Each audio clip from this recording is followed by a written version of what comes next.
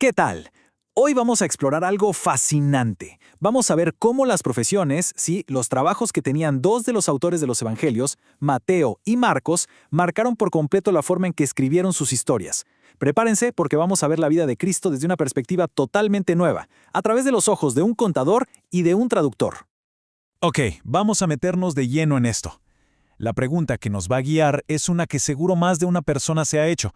Si los 4 evangelios cuentan la vida de la misma persona, ¿por qué no son, idénticos? ¿No deberían ser como 4 copias de lo mismo? Bueno, esa es exactamente la pregunta que vamos a responder hoy. Y para resolver este misterio, lo primero que tenemos que hacer es viajar en el tiempo y escuchar a los testigos más antiguos, los que guardaron todo el registro histórico. Ojo, aquí no vamos a adivinar nada. Lo que haremos es seguir, paso a paso, las pistas que nos dejaron los primerísimos líderes de la Iglesia. Esas pistas, precisamente, vienen de lo que se conoce como las fuentes patrísticas. A ver, ¿qué es esto? Sencillo, son los escritos de los llamados padres de la Iglesia. Pero no pensemos solo en sacerdotes, eran los grandes teólogos, los líderes que vinieron justo después de los apóstoles. Imagínense, son el puente que nos conecta directamente con esa época. Por eso su testimonio es, absolutamente crucial para entender de dónde vienen los evangelios. Claro, y no todos vivieron al mismo tiempo. Esta línea de tiempo nos ayuda a ver cómo fue la cosa. Primero, tenemos a los padres apostólicos, que tuvieron una conexión súper directa con las enseñanzas de los apóstoles. Luego vienen los apologetas, que, como su nombre indica, se dedicaron a defender la fe. Y ya más adelante, en la Edad de Oro, tenemos a los grandes pensadores que empezaron a sistematizar y organizar toda la doctrina. Es literalmente una cadena de tradición que nunca se rompió.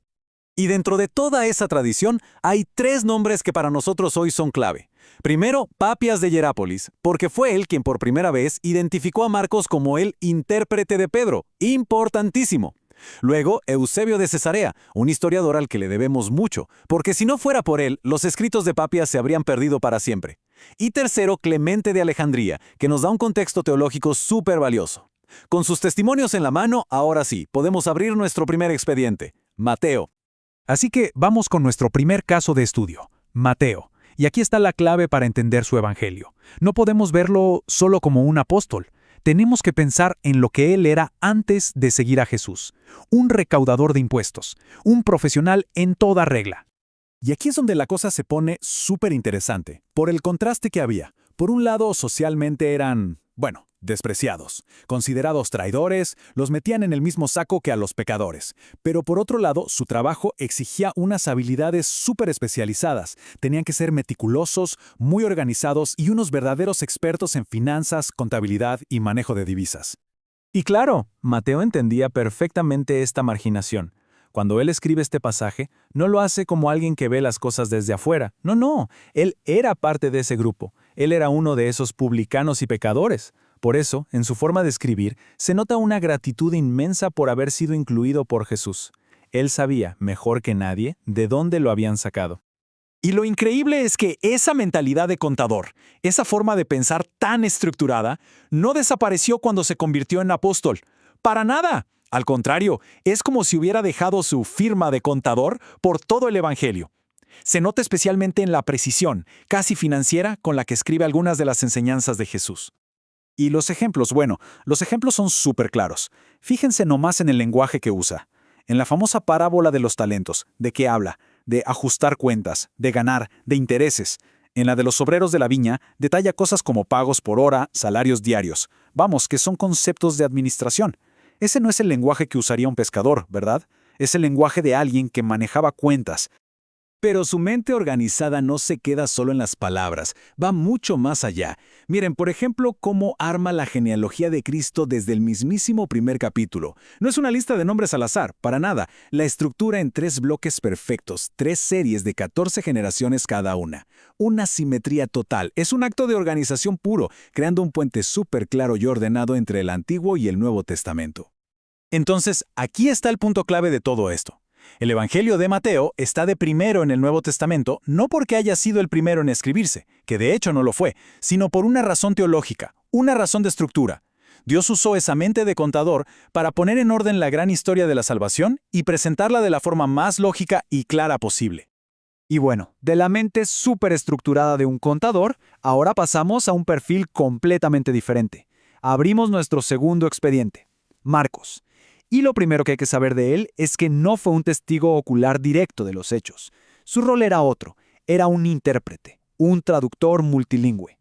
La palabra clave para entender a Marcos es un término en griego, hermeneutes. Así es como Papías lo describió. Y esto no significa autor como lo entendemos hoy. Significa intérprete o traductor. ¿Qué quiere decir esto? Que su trabajo consistía en transcribir y traducir con toda la fidelidad posible el testimonio oral del apóstol Pedro. Y eso, por supuesto, le da a su evangelio una autoridad apostólica de primera mano. Y tal como le pasaba a Mateo con sus números, Marcos también tiene una firma profesional muy clara en su forma de escribir. Es un pequeño hábito, algo que repite una y otra vez en su texto, y que es la prueba definitiva que nos revela no solo cuál era su profesión, sino también, y esto es clave, para quién estaba escribiendo. Y aquí está la evidencia, mírenla. Fíjense en este patrón que se repite.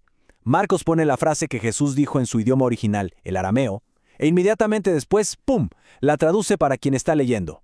Por ejemplo, escribe Talita Kumi e inmediatamente explica qué significa niña, a ti te digo, levántate. O Efatá, que traduce como sea abierto. Esto no es una nota al pie de página que alguien añadió siglos después. No, es parte del texto original. Es la firma del traductor en plena acción. Claro, esto nos lleva a una pregunta súper lógica. A ver, si la gente que lo leía no hablaba arameo, ¿para qué poner la frase original? ¿Por qué no escribir directamente la traducción y listo? Bueno, la respuesta es fascinante y nos dice muchísimo sobre lo que Marcos quería lograr, tanto a nivel narrativo como teológico. Pues al dejar el sonido de las palabras exactas de Jesús, Marcos logra algo increíble. Conecta a su audiencia, que era principalmente no judía, con la fuerza y la inmediatez del momento original. Es como si les permitiera escuchar la voz de Cristo en instantes superpoderosos, justo en el momento de un milagro, en una oración muy íntima o en su último clamor desde la cruz. Y además sirve para aclarar confusiones culturales, como explicar por qué algunos pensaron que en la cruz estaba llamando al profeta Elías. Muy bien, ahora vamos a unir todas las piezas del rompecabezas. Ya analizamos el expediente de Mateo, el contador, y el de Marcos, el traductor. Es el momento de volver a la pregunta del principio y ahora sí, resolver el misterio. Entonces, ¿por qué son diferentes? Precisamente por esto, porque estaban escritos para públicos totalmente distintos, y sus autores usaron las habilidades que mejor manejaban. Mateo, el contador, construyó un puente súper estructurado para los lectores judíos, demostrando cómo Cristo cumplía toda su historia. Mientras tanto, Marcos, el traductor, construyó un puente lingüístico, uno mucho más accesible para los no judíos, para llevar esta historia desde la pequeña Judea hasta el resto del mundo. Y aquí, creo, está la respuesta final a nuestra gran pregunta. La inspiración divina no es algo que borra la personalidad o la profesión de la gente. Todo lo contrario, actúa a través de sus dones, de sus talentos únicos. Dios no estaba buscando que todos escribieran igual. Lo que hizo fue tomar y usar las habilidades tan específicas de un contador y de un traductor para cumplir su propósito. Y todo esto nos deja con una última reflexión. Así como se usó la mente organizada de un recaudador de impuestos y el don para los idiomas de un intérprete, vale la pena preguntarse qué habilidades únicas tiene cada quien, quizás por su profesión o su propia historia de vida, que podrían servir para un propósito mucho más grande de lo que uno se imagina.